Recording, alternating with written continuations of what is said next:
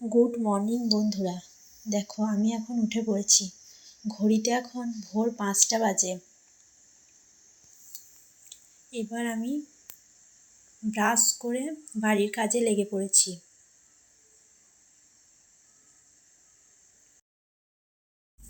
ঘরগুলো ঝাঁট দিয়ে আমি সব ক্লিন করে নেব।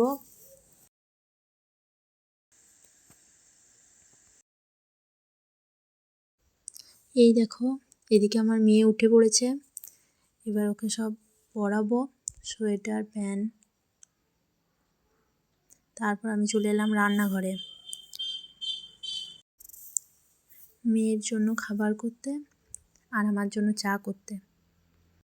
দেখো আমার চা হয়ে গেছে আর কমপ্লেনটা আগেই করে নিয়েছি। রান্নাঘরে আসার আগে মেয়েকে আমি পড়তে বসিয়ে দিয়েছি ব্রাশ করিয়ে।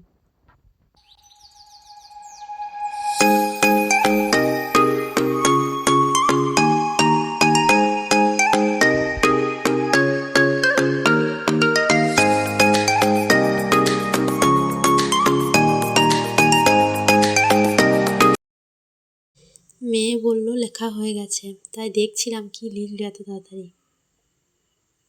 দেখো এখন আমি বারান্দায় চলে এসেছি বাইরের ভিউটা দেখানোর জন্য।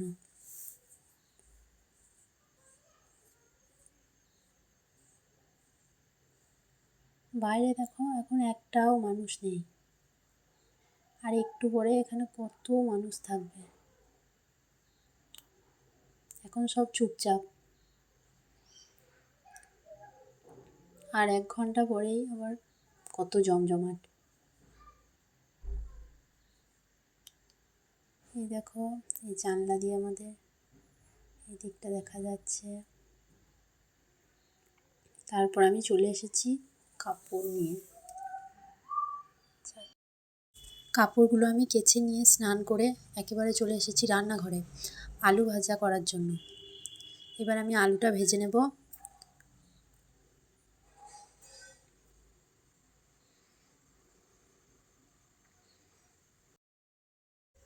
আর পেঁয়াজ রসুনগুলো ছাড়িয়ে রেখেছি, আজকে চিকেন হবে বলে। এদিকে আমার আলু ভাজতে ভাজতে ওদিকে আমার ছেলে উঠে গেছে। তারপর আবার চলে গেলাম ছেলেকে খাওয়াতে। ছেলেকে মুখ ধুইয়ে একেবারে ছেলের খাবার করে ওকে খাওয়াতে চলে গেলাম।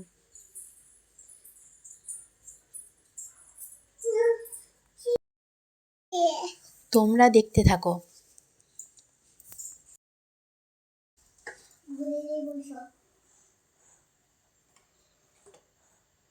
এই দেখো আমার সোনা উঠে পড়েছে।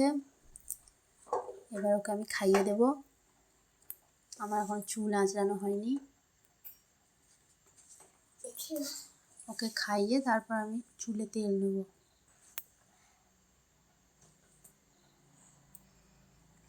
দেখো চুলে তেল নিয়ে চুলটা আঁচড়ে নিচ্ছি।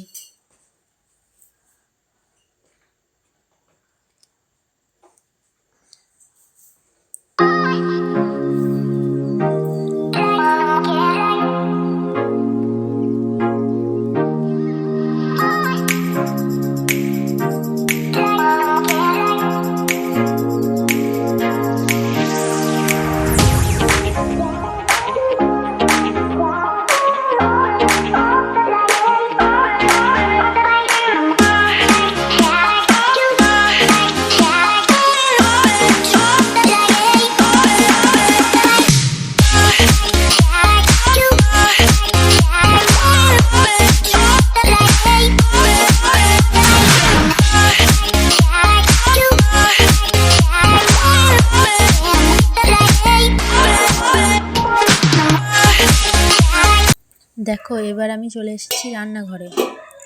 আজকে আমাদের পুকুরে মাছ ধরেছিল। ভাত আর ডাল আমার হয়ে গেছে করা।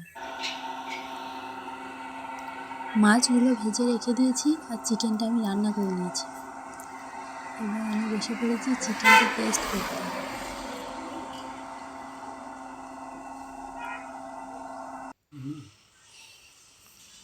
এবার আমরা দুপুরের খাবার খাবো। দেখো বসে রয়েছি। এদিকে আবার তাকাও না।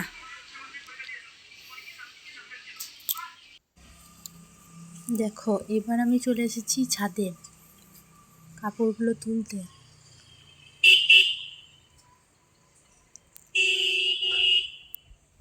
নিচে বারান্দাতে আরো অনেকগুলো জামা কাপড় আছে, সেগুলো তুলবো। তারপর একটু রেস্ট নেব।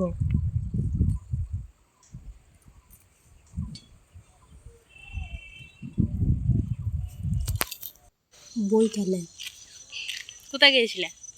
আলো কোথায় গিয়েছিলে তুমি? দাদু হ্যাঁ দাদু বাজি তাই?